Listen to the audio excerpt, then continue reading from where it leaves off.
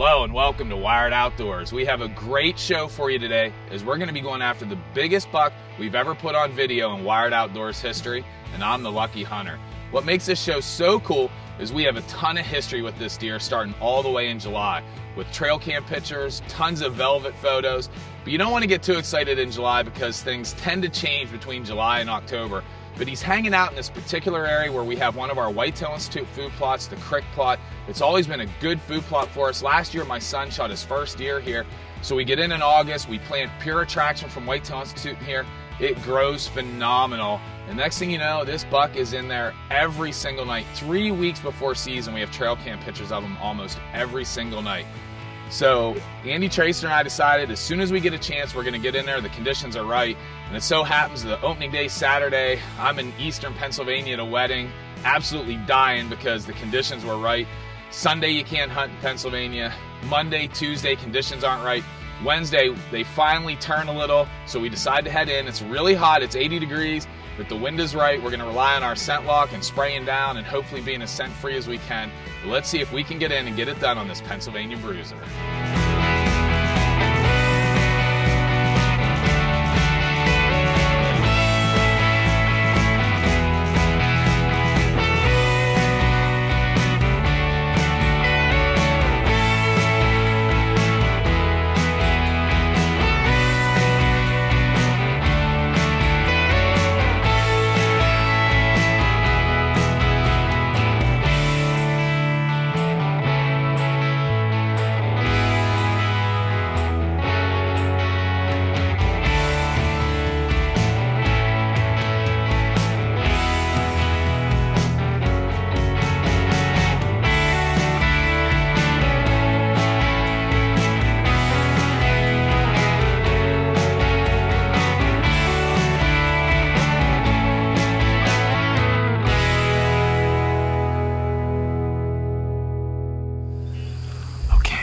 It's the first week here of the Pennsylvania archery season.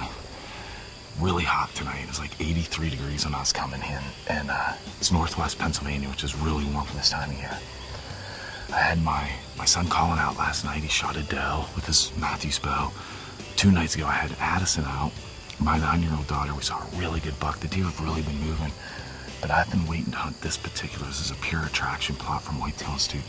I've been getting a really good buck in here almost every single night, and we've waited till we have the right wind. Tonight we finally got the right wind. This is one of the most pattern I've ever had a big buck like this, so we're gonna see tonight. Usually I take the kids and the wife out all that first week, but with having him pattern like this, we wanted to come in here tonight and see if we couldn't catch him coming into this plot. So hopefully the stars line up and it all comes together.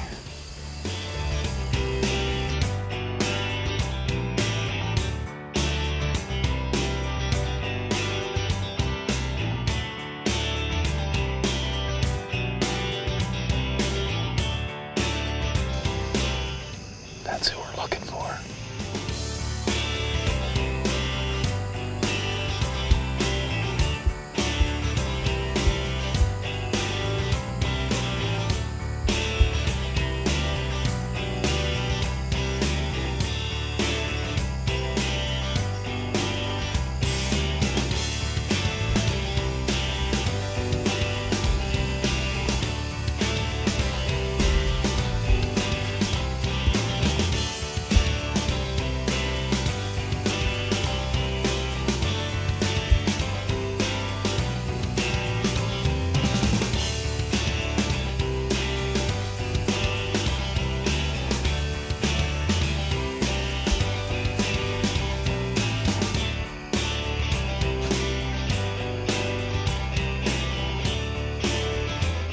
Well, as you could see, we were absolutely covered up in deer.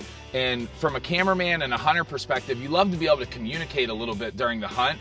And unfortunately, we had so many deer around us, I couldn't say a word, I couldn't move, I couldn't look at the cameraman because these doe, they have us pegged. And the last thing we need is to freak them out and have them blow out of the plot. But all of a sudden, I hear Andy in about the quietest voice possible. Here he comes. He's coming from out in front of us to the right, which wasn't the way he was supposed to come. Let's just see now if I can hold it together and get it done.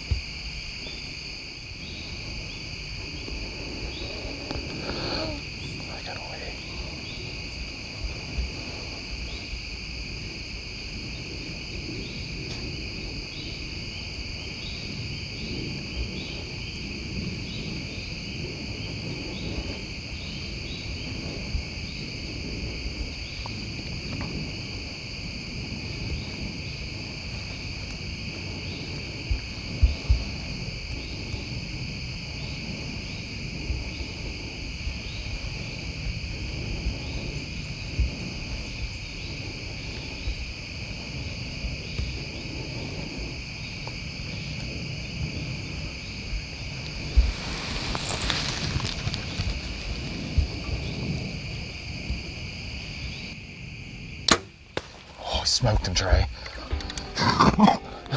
Oh, that is I love it when a plan comes together. He's crashing right there. Yes, that's my biggest buck ever. I've never had a deer more pattern in my life than that buck right there. Except he came from the opposite direction. He's supposed to come to my left. Oh.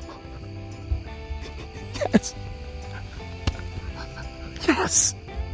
That is a hoss. Oh man. It's my first night out bow hunting in Pennsylvania. And that was about a 36, 37 yard shot. Yes. Thank you, Trey. Oh. We did it, bud. Oh my God. Oh my God, Trey.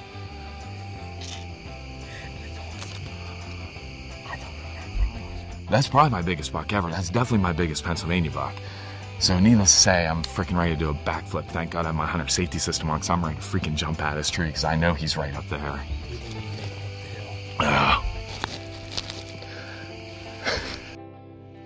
Okay, so we called in the reinforcements here. As you saw, what a hunt tonight. Got field staff from Mike Weigel, Andy Traster, Jordan Wilbert was nice enough to come down and help us out. So we watched this buck drop. So we're gonna go up here, we're gonna get my arrow. It was complete pass-through, so we're gonna go up and grab it, go get my buck. Sound good? Let's do it.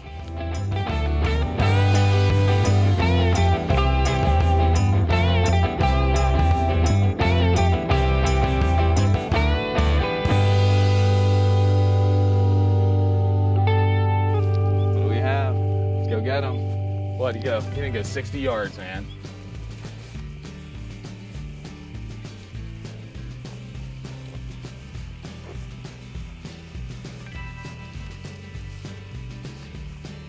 Yeah, nice. Super pumped. What do you think, Wags? Yeah, we'll take it. It's a dandy. Look at that rage hole, man. Good night. Gee. That's the entrance. Yep. Thank you. Jordan, thanks for being here. Tracer, thank you, buddy. Hey, #5, man. That's awesome. As you can see, I recovered my buck. He didn't make it 60 yards. That rage blew right through him. Did an absolute number. Wags, I'm glad you could be here. Blood absolutely everywhere. Jordan's here as well. Andy's behind the camera.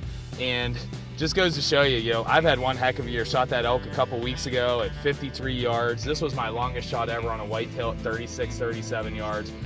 You can see we put in a ton of work all year long. This is one of our Whitetail Institute food plots, and you can see how many deer we had in here. I've been hunting the last 3 nights. We saw 20 deer last night. I had my daughter out. She had a good buck in. So it's been one heck of a year so far. I don't know what I'm gonna do with myself being tagged out this early, but I'm sure I'm gonna find something, be filming one of you guys or something. But I just wanna thank you guys for being here. Thank my wife and family for letting me hunt. Thank the good man upstairs. And thank you all for joining us on Wired Outdoors. Well, as you can see, I was obviously really excited to shoot this buck. And anybody from Pennsylvania, they understand what a buck of this caliber is like. But secondly, for us to be able to film it and tell this story, how awesome was that? I know somebody was watching out for me upstairs, so I want to thank him, and I want to thank you all for joining us on Wired Outdoors.